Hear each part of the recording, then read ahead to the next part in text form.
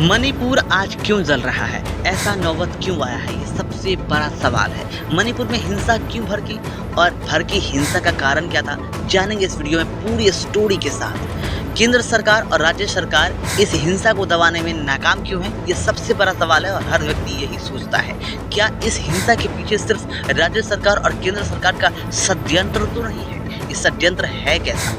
मणिपुर में इतनी आगजनी हो रही है, लेकिन केंद्र सरकार के माथे पर पसीना क्यों नजर नहीं आ रहा है? ये सवाल हर व्यक्ति के मन में है। क्या मणिपुर में जिसका घर जल रहा है, क्या वो इस देश के नागरिक नहीं है? वे लोग इस देश के हिस्सेदार नहीं है? मणिपुर की स्टोरी की पूरी तरह ब्रॉडकास्ट करेंगे, समझेंगे किस तरह मणिपुर में इतनी हलचल है और इतनी तबाही क्यों हो रही है। मणिपुर में लगभग 12 जिला में कर्फ्यू लागू कर दिया गया है। इस बात से आप समझ सकते हैं कि मणिपुर का हालात कितना गंभीर है। यह सिर्फ दो जाति का आपसी विवाद है और आपसी विवाद में मणिपुर जल रहा है। मणिपुर के दो समुदाय, यह विरंत 3 मई को शुरुआत हुआ था। ये बहुत बड़ा बात है और 3 मई से लेकर अभी तक तकरीबन 100 व्यक्तियों की जान जा चुकी है। मणिपुर में 3000 व्यक्ति घायल हैं और 60,000 व्यक्ति मणिपुर छोड़कर दूसरे राज्य में चले गए हैं। मणिपुर की इस जाति के दंगे में लगभग पुलिस के 3000 हथियार गायब हो गए हैं। ये बहुत बड़ा सवाल है।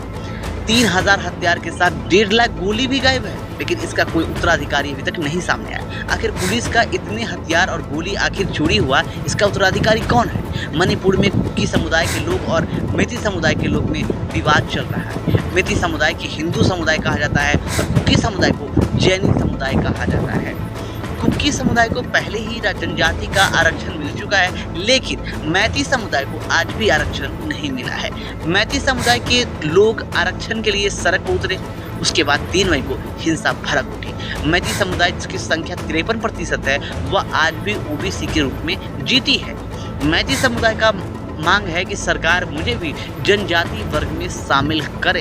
इस बात को लेकर दोनों समुदाय में आपस में भिड़ंत हुआ और दोनों समुदाय 2 हिस्सों में बंट चुका है। अब दोनों समुदाय 2 गुटों में बटा है। वहां भीषण आगजनी शुरू हो गया है। इस 2 जाति के हिंसे में लगभग 200 चर्च ध्वस्त हो गए हैं और 100 मंदिर और 2000 घर में आग लगाकर आग के हवाले कर दिया है। आज भी राहत शिविरों में लगभग 50,000 आदमी रह रहे हैं। राहत शिविर में 48 ऐसी महिला थी जो अपने बच्चों को जन्म दे चुकी है। राहत शिविर में उनके परिवार का पता नहीं है। सबसे बड़ा सवाल यह है कि अपने ही देश में प्रवासी की तरह कैसे रहने पर मजबूर है। इस सवाल का जवाब तलाशते हैं तो बहुत सारे कारण उभर कर सामने आने लगते हैं। वर्तमान राजनीति की दुर्दशा इसका एक हिस्सा है। दूसरा, जाति भावना की उग्रता भी इसका दूसरा प्रमुख वजह हो सकता है। बहुत से लोग का मानना है कि क्या मणिपुर से फिर पटरी पर लौट आएगा? ये बहुत बड़ा सवाल है। तो इसका जवाब है नहीं, क्योंकि मणिपुर में अब 2 समुदाय के बीच बहुत अंतर हो गया है। मणिपुर 2 हिस्सों में बंट चुका है और पहाड़ी इलाका कुकी समुदाय का है, वही मैदानी क्षेत्र और कुछ पहाड़ी इलाका मेती समुदाय के लिए रखा गया है। वर्तमान में ऐसा ही स्थिति है। वहाँ एक समुदाय के लोग दूसरे समुदाय के लोगों के खून के प्यासे हो चुके हैं। इस विवाद में कोई भी समुदाय पीछे हटने को तैयार